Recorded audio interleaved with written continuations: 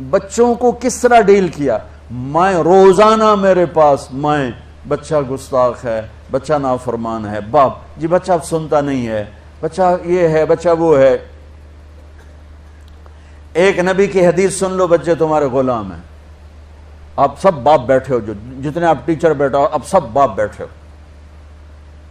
جو مستورات ٹیچر ہیں وہ بھی ماں بیٹھی ہیں، اور اصلی باپ اور ماں بھی بیٹھے ہوئے.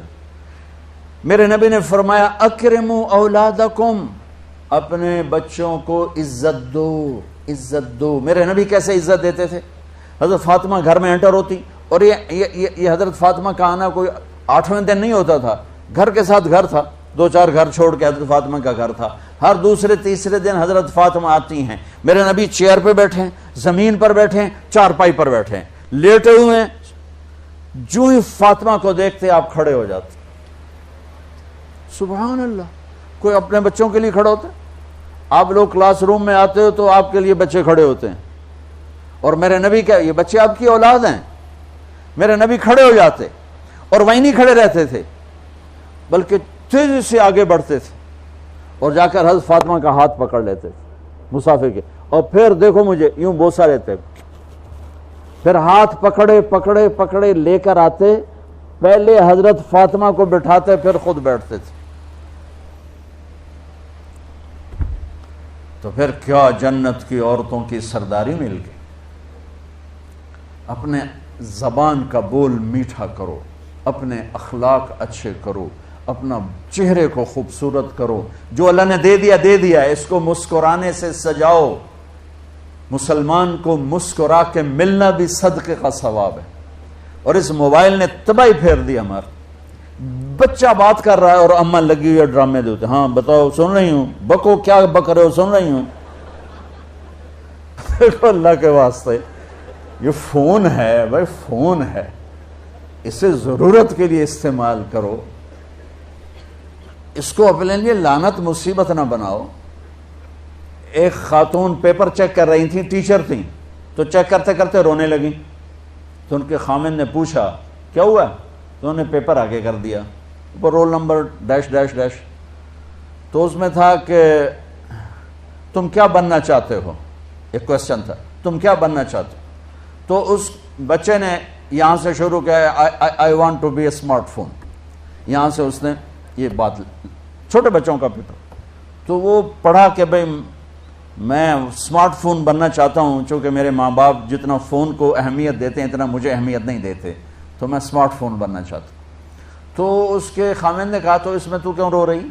کہا تمہیں پتہ یہ رول نمبر کس کا ہے؟ کہا نہیں. کہا یہ تیرے میرے بچے کا ہے.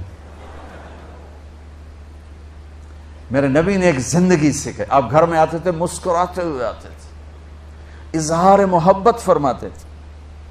عرب کے ماحول میں بیوی سے اظہار محبت عیب تھا، اور گرل فرینڈ بنانا ایک فخر تھا. آپ لوگ کٹھے پڑھتے ہو، اس لعنت سے بچو. باعزت آئے ہو، باعزت چلے جاؤ. اپنی شادیاں ماں باپ کی رائے سے کرو، ماں باپ کی دعائیں لے کر کرو، اپنے فیصلے خود مت کرو. یہ کیا کریں، اب بچے بچیاں کٹھے پڑھتے ہیں تو اس قسم کی لعنتیں چلیں گی تو صحیح، لیکن میں جتنا بچ سکتے ہو بچو بچو. اپنے فیصلے ماں باپ کے حوالے کرو، اپنے فیصلے ماں باپ کے حوالے کرو. چونکہ جتنی عشق کی شادیاں ہوتی ہیں وہ ساری ہی ناکام ہوتی ہیں. عرب کے ماحول میں اظہار عشق بیوی کا عیب، اور گرل فرینڈ کے لیے اشعار. اس کلچر میں بھرے مجمع میں ایک آدمی پوچھتا ہے یا رسول اللہ من احب الناس الیک، آپ کو سب سے زیادہ کس سے محبت ہے؟ تو اپنے نبی کی سنو. آپ نے زور سے فرمایا عائشہ سے. وہ ہل گیا، کہنے لگا ارے یہ کیا ہوا یا رسول اللہ، میرا مطلب یہ نہیں ہے، میرا مطلب ہے کہ مردوں میں کس سے زیادہ پیار ہے. تو آپ کو پتہ چل گیا، اس کی نبض پہ ہاتھ رکھ لیا کہ اس کو ہضم ہی نہیں ہوا کہ میں نے عائشہ کا نام لے دیا. اب آپ نے کہنا تھا ابو بکر سے، تو آپ نے کہا عائشہ کے ابا سے، عائشہ کے ابا سے.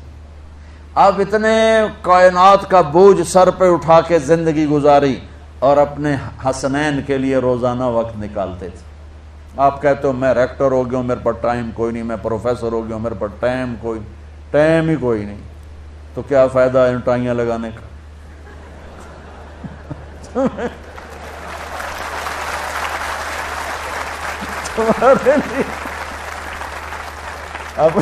اپنے بچوں کے لیے ٹائم نہیں ہے تو تم کیا کر رہے ہو، جھک مار رہے ہو؟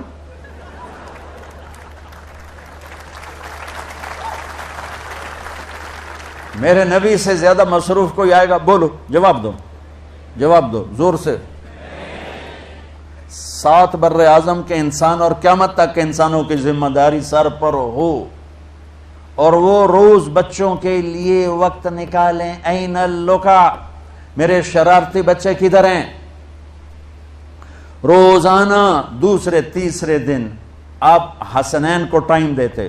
اب کیسے ٹائم دیتے؟ دیکھو ان کے لیے ایسے آپ ان کے لیے ہاتھ بھی بچھا دیتے اور پاؤں کے گھٹنے بھی اٹھا دیتے، ہاتھ اور گھٹنے لیول کر کے، کمر پورا جیسے سواری کا ہوتا ہے۔ آؤ بھائی بچوں اپنے اونٹ پہ چڑھ جاؤ، دونوں بچوں کو اوپر چڑھا کر کمرے میں چکر لگاتے، پھر کہتے تمہارا اونٹ کیسا ہے؟ پھر دونوں کو اتار کے زینب کو اوپر چڑھاتے، پھر کہتے اوپر سے آ گئے حضرت جابر ایک دفعہ کہ حسنین اوپر چڑھے ہوئے تھے، بڑی عالی شان سواری ہے بھائی، بڑی عالی شان سواری ہے بھائی، تو میرے نبی نے نیچے سے کہا بڑے عالی شان سوار ہیں بھائی، بڑے عالی شان سوار ہیں بھائی،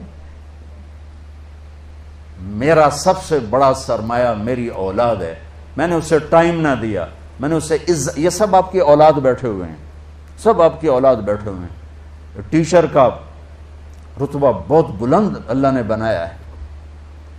میرے نبی ٹیچر بن کے آئے، بادشاہ بن کے نہیں آئے، حاکم بن کے نہیں آئے، تاجر بن کے نہیں آئے، میرے نبی معلم بن کر آئے، مقدس ترین نسبت۔ یہ سب آپ کی اولاد ہے، یہ اگر اچھے انسان بنتے ہیں، میرے 5 بچے ہیں، کتنا کو صدقہ جاریہ بنیں گے؟